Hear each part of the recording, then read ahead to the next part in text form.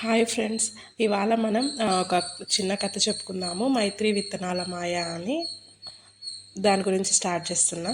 ఒకప్పుడు ఒక చిన్న గ్రామంలో వెన్నెల నది పక్కన ముగ్గురు స్నేహితులు ఉండేవారు. వాళ్ళు ఒకరినొకరు విడిచిపెట్టకుండా ఎల్లప్పుడూ కలిసి తిరుగుతుండేవారు. ఒకరోజు వారు ఒక ఆహ్లాదకరమైన అటవీ ప్రాంతంలో తిరుగుతుండగా వాళ్ళకి మైత్రి విత్తనాలు అని ఉన్న ప్యాకెట్ దొరికింది. వారు జాగ్రత్తగా విత్తనాలను ఒక రహస్య ప్రదేశంలో నాటి వాటికి నీళ్లు పెట్టేవాళ్ళు. ప్రతిరోజు వాటిని చూడటానికి తిరిగి రావాలని నిర్ణయించుకున్నారు. కొన్ని రోజులు గడిచిన తర్వాత చిన్న మొలక వచ్చింది.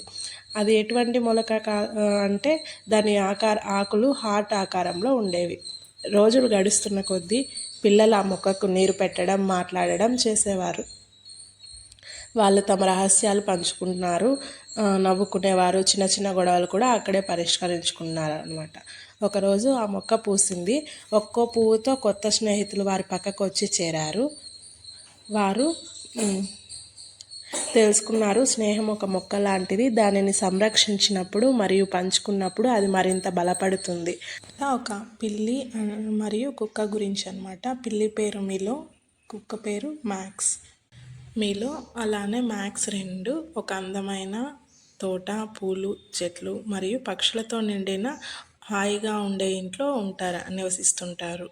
ఒకరోజు ఉదయం మీలో కిటికీ మీద కూర్చొని బయట పక్షులను చూస్తూ ఉంటుంది. మ్యాక్స్ హాల్లోకి వచ్చి మిలోని చూసి ఏం చేస్తుందో అర్థం చేసుకోవాలని ప్రయత్నిస్తుంటాడు. మ్యాక్స్ అడుగుతాడు మిలోని, ఏం చేస్తున్నావు మిలో అని.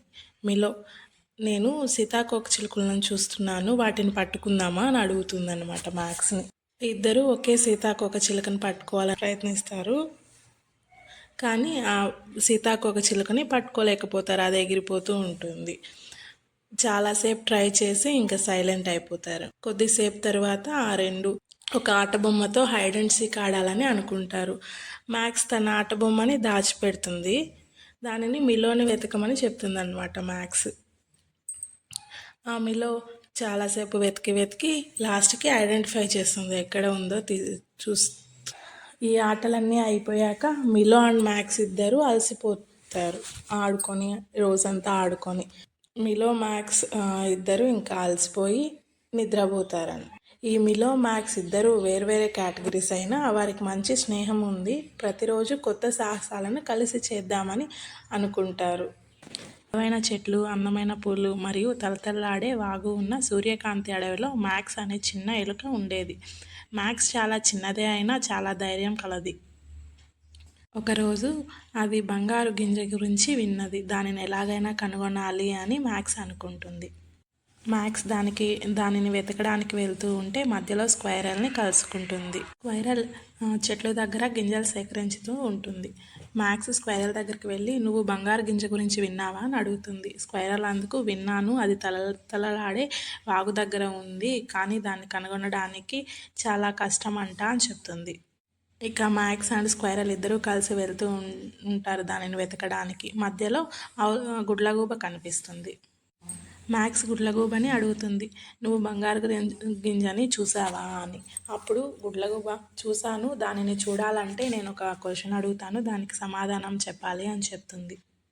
మ్యాక్స్ సరే అని అనగా ఆవుల్ క్వశ్చన్ అడుగుతుంది, ఇతరులతో పంచుకోవడానికి అత్యంత విలువైనది ఏమిటి అని. అందుకు మ్యాక్స్ ఆలోచిస్తూ స్నేహం అని చెప్తుంది. అప్పుడు ఆవుల్ మ్యాక్స్తో, అవును, నువ్వు నీ స్నేహితులతో కలిసి పయనిస్తే బంగారు గింజని కనుగొంటావు అని చెప్తుంది. అప్పుడు ఈ మూడు కలిసి వెళ్తాయి గింజను వెతకడానికి. చివరకు ఆ మూడు, మ్యాక్స్ అలానే స్క్వైరల్, ఆవుల్ ఆ బంగారు గింజని కనుగొంటాయి. అప్పుడు మ్యాక్స్ చాలా సంతోషంతో, మనం దాన్ని కలిసి కనుగొన్నాము, నిజమైన ఆనందం స్నేహాన్ని పంచుకోవడంలోనే ఉంటుంది అని చెప్తుంది తన ఫ్రెండ్స్తో. ఆ రోజు నుంచి మ్యాక్స్, స్క్వైరల్ అండ్ గుడ్లగూబ కలిసి మరెన్నో సాహసాలు చేశాయి. ఎప్పుడూ స్నేహితులుగానే ఉండేవి. హాయ్ చిన్నారులు, ఈరోజు మనం ఓ అద్భుతమైన కథకి వెళ్తున్నాం. ఈ కథలో మనం చూడబోయేది ఒక చిన్న అమ్మాయి, పేరు లిల్లీ. ఆమె కనుగొన్న మ్యాజిక్ పెయింట్ బ్రష్ గురించి. ఆ పెయింట్ బ్రష్ ద్వారా ఏ పెయింట్ వేసినా అది రియల్గా మారిపోతుంది అన్నమాట. ఈ రంగులతో కూడిన ఈ అద్భుతమైన యాత్రకు మీరు సిద్ధమా? మీరు చూస్తున్నది ఇక్కడ ఒక అమ్మాయి లిల్లీ. ఆమె చాలా మంచిది, అలాగే అడ్వెంచర్ ప్రేమికురాలన్నమాట. ఆమె ప్రతిరోజు పక్కనే ఉన్న చెట్లు, పుష్పాలు మరియు జంతువులతో కబుర్లు చెప్పుకుంటూ అందమైన చిత్రాలు పెయింట్ చేస్తోంది. కానీ ఒక్కరోజు ఏదో ఒక అద్భుతం జరగబోతోందన్నమాట. ఒక మధ్యాహ్నం అడవిలో తను నడుచుకెళ్తూ ఉంటే తనకొక మెరుస్తున్న పెయింట్ బ్రష్ కనిపించింది. అది సూర్యకాంతిలో స్టార్స్ పడినట్లుగా మెరుస్తోందనమాట. నక్షత్రాలు పడినట్లుగా మెరుస్తుంది. లిల్లీ దానిని తాకగానే ఆమె వేళ్లల్లో ఒక చిన్న కదలికను అనుభవించింది. ఇది ఏంటి అని ఆమె ఆలోచించిందనమాట. నెక్స్ట్ లిల్లీ ఆ పెయింట్ బ్రష్ని ప్రయోగించడానికి నిర్ణయించుకుంది. ఆమె దాన్ని పెయింట్లో ముంచి ఒక చిన్న పటాన్ని బటర్ఫ్లైని గీసిందనమాట. అవి ఏది గీసినా అవి నిజంగా ఎగిరిపోతున్నాయి అన్నమాట, వాటికి ప్రాణం వచ్చి. లిల్లీ కంటి నిండా ఆశ్చర్యం అనమాట. ఆమె పెయింట్ వేసిన వస్తువులు వాస్తవం జీవితాన్ని పొందుతున్నాయని చూసి ఆమె చాలా ఆనందించింది. ఆమె తరువాత ఒక చిన్న పక్షిని గీసిందనమాట. అది కూడా ఆ పక్షి నిజంగా ఆకాశంలోకి ఎగిరిపోయింది. అయితే లిల్లీ తర్వాత గుర్తించింది అనమాట, ఆ పెయింట్ బ్రష్ వేయడం దానివల్ల డ్రా చేసిన బొమ్మలన్నీ జీవితాన్ని పొందుతున్నాయి. అందుకని ఆమె రంగులు వేసి పెద్ద బ్రిడ్జిని ఒక దాన్ని కడుతుంది అన్నమాట. అలానే ఆ బ్రిడ్జ్ పైన నడుచుకుంటా పోతూ ఉంటుందన్నమాట. ఆ బ్రిడ్జ్తో పాటు చిన్న చిన్న నక్కల్ని, చెట్లని, బర్డ్స్ని అన్నిటినీ గీస్తూ వస్తుంది లిల్లీ. వాటికి ప్రాణం వస్తూ ఉంటాయి అన్నమాట. అయితే లిల్లీ ఒకరోజు పెద్ద డ్రాగన్ని గీయాలనుకుందనమాట. డ్రాగన్ని గీసేసింది. అది భయంకరంగా కంట్రోల్ చేయకుండా ఎగిరిపోతుంది అనమాట. ఆ డ్రాగన్కి ప్రాణం వచ్చి ఆ డ్రాగన్ చాలా వేగంగా గాలి తగిలిపోతూ లిల్లీని ఎగుర్చేసింది అనమాట. అయితే అప్పుడు లిల్లీ ఒకటి ఆలోచిస్తుంది. వాళ్ళ నాన్నమ్మ చెప్పిన మాట గుర్తొచ్చిందనమాట. ఏదైనా ఒక పెద్ద సమస్య వచ్చినప్పుడు కొద్దిసేపు ఆలోచించి నిర్ణయం తీసుకోవాలి అని. అప్పుడు లిల్లీ మళ్ళీ బ్లూ స్కైని గీసి డ్రాగన్ని నిద్రపోయేలా రెడీ చేస్తుంది అన్నమాట. దీని నుంచి లిల్లీ ఒక ముఖ్యమైన పాఠం నేర్చుకుంది. ఏమంటే ఏదైనా పెద్ద సమస్య కానీ కష్టమైంది అనిపించినప్పుడు కొంచెం ఆగి ఆలోచించాలి అనేసి. మ్యాజిక్ పెయింట్ బ్రష్ అద్భుతమైనది, కానీ దాన్ని జాగ్రత్తగా ఉపయోగించాలి అని తనకు అర్థమైందనమాట లిల్లీకి. తాబేలు గురించి. ఒక అందమైన అడవిలో జంతువులన్నీ కలిసిమెలిసి ఉండేవి. అందులో ఒక కుందేలు చాలా గర్వంగా ఉంది. ఎప్పుడు తన వేగం గురించి ఎంతో గొప్పగా ఇతర జంతువులకంతా చెప్తూ ఉండేది. ఇతర జంతువుల ముందు కుందేలు తరచూ నేను ఈ అడవిలో అతి వేగవంతమైన జంతువుని, నన్నెవరూ ఓడించలేరు అని చెప్తూ ఉండేది. అప్పుడు తాబేలు విని ఒకసారి స్పందించాలనుకుంది. ఒకరోజు తాబేలు కుందేలు దగ్గరకు వెళ్ళి, నేను నీలా వేగంగా ఉండకపోయినా నీతో ఒక రేసులో పోటీ చేస్తాను అని సవాలు చేస్తుంది. ఈ మాట విని కుందేలు నవ్వింది. ఆ రెండు రేస్కి సిద్ధమవుతాయి. జంతువులు ఉత్సాహంగా గుమిగూడి రేస్ చూడడానికి సిద్ధమయ్యాయి. రేస్ ప్రారంభమైంది. కుందేలు వేగంగా ముందుకు వెళ్తోంది. తాబేలు స్లోగా వెళ్తోంది. కొంత దూరం పరిగెత్తిన తర్వాత కుందేలు వెనక్కి చూసి తాబేలు కనిపించకపోవడంతో తాబేలు ఇప్పుడే రాదులే అని నమ్మకంతో నిద్రపోతుంది. ఇక తాబేలు నెమ్మదిగా ఎలాంటి విరామం లేకుండా ముందుకు కదులుతూనే ఉంది. అది అంచెలంచెలుగా ముందుకు వెళ్తూ కుందేలును దాటేసింది. నిద్రలేచిన తర్వాత తాబేలు గమ్యం దగ్గరకు చేరుకుంటూ ఉండడాన్ని చూసి కుందేలు త్వరగా పరిగెత్తి వెళ్తుంది. కానీ అది వెళ్ళేలోపే తాబేలు గమ్యాన్ని చేరుకొని రేసులో గెలిచింది. తాబేలు రేసులో గెలిచిన తర్వాత కుందేలుతో చెప్తుంది, మనం ఎంత చిన్నగా వెళ్తున్నామో, ఎంత ఫాస్ట్గా వెళ్తున్నామో అన్నది కాదు, నిరంతరంగా కృషి చేస్తే విజయం మనదే అవుతుంది అని చెప్తుంది. సో ఈ కథ నుంచి మనం ఏం తెలుసుకోవాలంటే, మనం ఎలా ఉన్నా కానీ మనం ప్రయత్నిస్తుంటే విజయం అనేది చేకూరుతుంది. కథ ఒక చిన్న తాబేలు, దాని అడ్వెంచర్స్ గురించి మనం చెప్పుకోబోతున్నాం. ఒక చిన్న తాబేలు సముద్రపు ఒడ్డున నివసిస్తూ ఉండేది. దాని పేరు టిమ్మీ అన్నమాట. అది చాలా చిన్నగా ఉండేది, కానీ దానికి పెద్ద డ్రీమ్ ఉందన్నమాట. ఎప్పటికైనా అందమైన ఆ బీచ్ని అన్వేషించాలి అనేసి తను ఎప్పుడూ అనుకుంటా ఉండేది. ఒకరోజు టిమ్మీ అటు ఇటు చూస్తూ బీచ్ వైపు అడుగులు వేస్తోందన్నమాట. సూర్యుడు ప్రకాశిస్తున్నాడు, అలానే అలలు మెరుస్తున్నాయి. కానీ టిమ్మీకి ఎక్కడ ప్రారంభించాలో ఆ ప్రయాణం ఖచ్చితంగా తెలియడం లేదు. అతను కొంచెం భయపడుతున్నాడు. టిమ్మీ అటుగా వెళ్తుండగా సీగల్ని కలుసుకుంటాడనమాట. అప్పుడు సీగల్ టిమ్మీని చూసి, ఏమీ చిన్నగా ఉన్నావు అని భయపడుతున్నావా, ఏం ఆలోచిస్తున్నావు అంటే, అప్పుడు టిమ్మీ చెప్తుంది, నేను ఒక పెద్ద అడ్వెంచర్ చేయాలనుకుంటున్నాను. ఈ బీచ్ని అంతా తిరిగి చూడాలనుకుంటున్నాను. కానీ నేను చాలా చిన్నదాన్ని కదా, నెమ్మదిగా నడుస్తాను. నేను దీన్ని చేయగలనా అని ఆలోచిస్తున్నాను అని చెప్తుంది.